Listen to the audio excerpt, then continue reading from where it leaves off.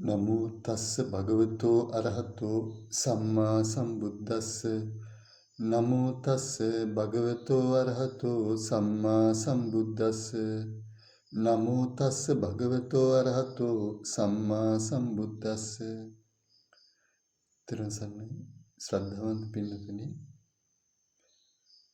විපාක දෙන ස්ථාන වශයෙන් කර්ම විභාගය අපි පසුගිය දේශනාවේදී අකුසල කර්මය ගැන කතා කළා. අද කතා කරන්නේ කුසල කර්මය. ඒ කුසල කර්මයේ තෙවදෑරුම් වෙනවා කාමාවචර කුසල කර්මය, රූපාවචර කුසල කර්මය, අරූපාවචර කුසල කර්මය කියලා. කුසලය කියලා කියන්නේ අකුසල විද්වාංසන රස කුසල. අකුසල් විනාශ කරන ධර්ම තමයි කුසල්. කුසල් සිතක් ඉපදින වෙලාවේ අකුසල් සිතකට ඉඩක් නැහැ. දැන් කාමාවචර කුසල් සිත ඉපදින වෙලාවේදී අකුසල් සිත තදංග වශයෙන් ප්‍රහාණය වෙනවා. රූපාරූප මහග්ගත කුසල් සිතක් උපදින වෙලාවේදී විස්කම්මන වශයෙන් ප්‍රහාණය වෙනවා. එතකොට අකුසල විද්වංසන රස කුසල අකුසල් විනාශ කරන ධර්ම තමයි කුසල් වෙන්නේ. එතකොට මුලින්ම බලමු අද අපි මේ කාමාවචර කුසලය, රූපාවචර කුසලය, අරූපාවචර කුසල කර්ම තුනම ගැන කතා කරනවා. සංක්ෂේපයෙන් කතා කරන්නේ මේ කුසල කර්ම තුන ගැන. මුලින්ම කාමාවචර කුසල කර්මය.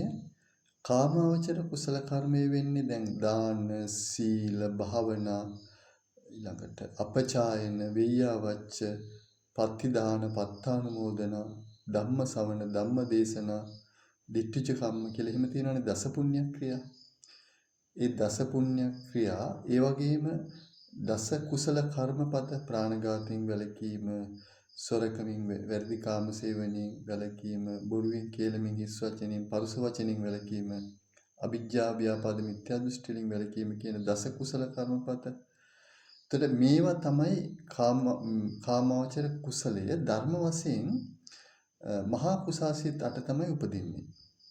දැන් අපි දාන, සීල, භාවනා ආදී පිනක් කරනකොට හරි ප්‍රාණඝාතයෙන් වැළකීම, සොරකමින් වැළකීම ආදී කුසලයක් කරනකොට හරි උපදින්නේ ධර්ම වශයෙන් එකම දෙයක් මහා කුසාසිතක්.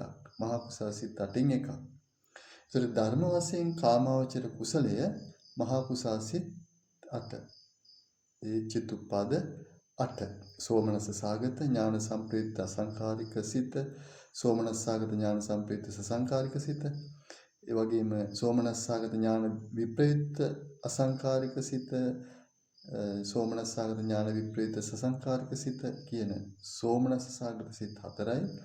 ඊළඟ උපේක්ඛා සාගත ඥාන සම්ප්‍රයුක්ත අසංකාරික සිත, උපේක්ඛා සාගත ඥාන සම්ප්‍රයුක්ත සසංකාරික සිත, ඒ වගේම උපේක්ඛා සාගත ඥාන විප්‍රයුක්ත සංකාරික සිත සහ උපේක්ඛා සාගත ඥාන විප්‍රයුක්ත සසංකාරික සිත කියන මේ සිත් 8 යෙදෙන චේතනාව කාමාවචර කුසල කර්මය වෙනවා. මේ මහා කුසල සිත් 8 එනතන් කාමාවචර කුසල සිත් 8 යෙදෙන චේතනා චෛතසිකය කාමාවචර කුසල කර්මය වෙනවා. ඒ කාමාවචර කුසල කර්මයෙන් පටිසන්ධි විපාක විදියට කාම සුගතියේ ත්‍රි හේතුකව හරි ද්වි හේතුකව හරි කාම මේ සුගති අ හේතුකව හරි පටිසන්ධියක් ගේනවා. මේ ප්‍රවෘත්ති කාලයේදී සැප විපාක ගේනවා. මේ මහා කුසල සිත් 8ට අදාළව සහේතුක විපාක 8ක් සහ අහේතුක විපාක 8ක් විදිහට විපාක සිත් 16ක් ලැබෙනවා. ඉතින් ඒ විපාක සිත් වලින්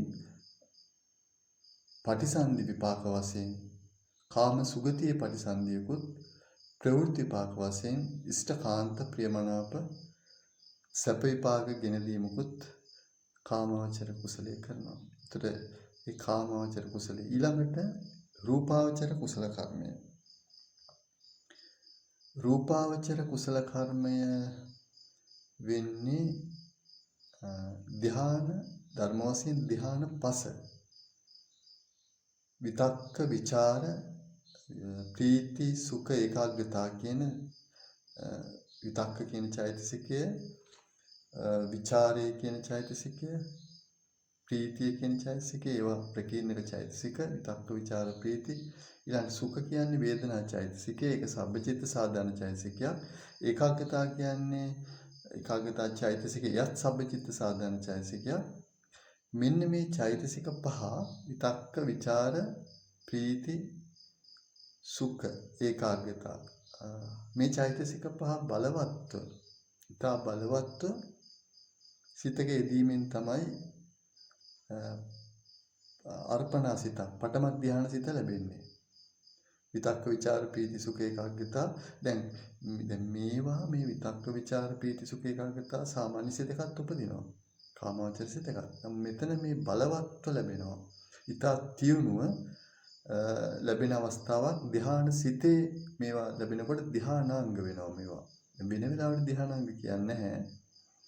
ධ්‍යාන සිතේ දෙනකොට මේ චෛතසික ධ්‍යානාංග. විතක්කේ කියන ධ්‍යානාංගය, විචාරය කියන ධ්‍යානාංගය, ප්‍රීතිය කියන ධ්‍යානාංගය, සුඛය කියන ධ්‍යානාංගය, ඒකාග්‍රතාවය කියන ධ්‍යානාංගය. මෙන්න මේ ධ්‍යානාංග පසෙන් යුක්ත ධ්‍යානය අර්පණා සිත තමයි පඨම ධ්‍යාන රූපාවචර සිත. ඊළඟට විචාර ප්‍රීති සුඛ ඒකාග්‍රතාව කියන ධ්‍යානාංග හතරකින් යුක්ත ဒုတိ ය ධ්‍යාන සිත, කුසල් සිත.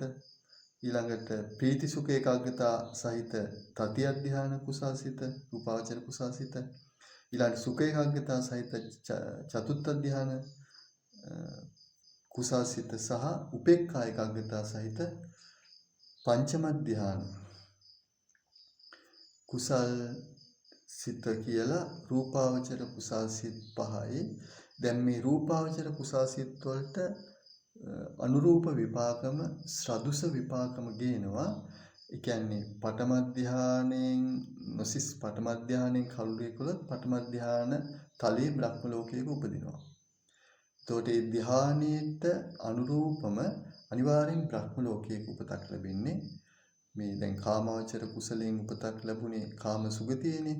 මේ රූපාවචර කුසලයෙන් පටිසන්ධිය ගේන්නේ, මේ පටිසන්ධිය ගේන්නේ රූපාවචර බ්‍රහ්ම ලෝකෙ. ඊට පස්සේ ප්‍රවෘත්ති කාලයේදී සැප විපාක දෙනවා. පටිසන්ධි විපාකයක් විදිහට රූපාවචර බ්‍රහ්ම ලෝකවල ඒ ධානයට අනුරූපම සදුස විපාකයක් ගේනවා. ඒ රූපාවචර කුසල කර්මය. ඊළඟට අරූපාවචර කුසලය වෙන්නේ, කුසල කර්මය වෙන්නේ පංචම ධාන කුසලයේම තමයි.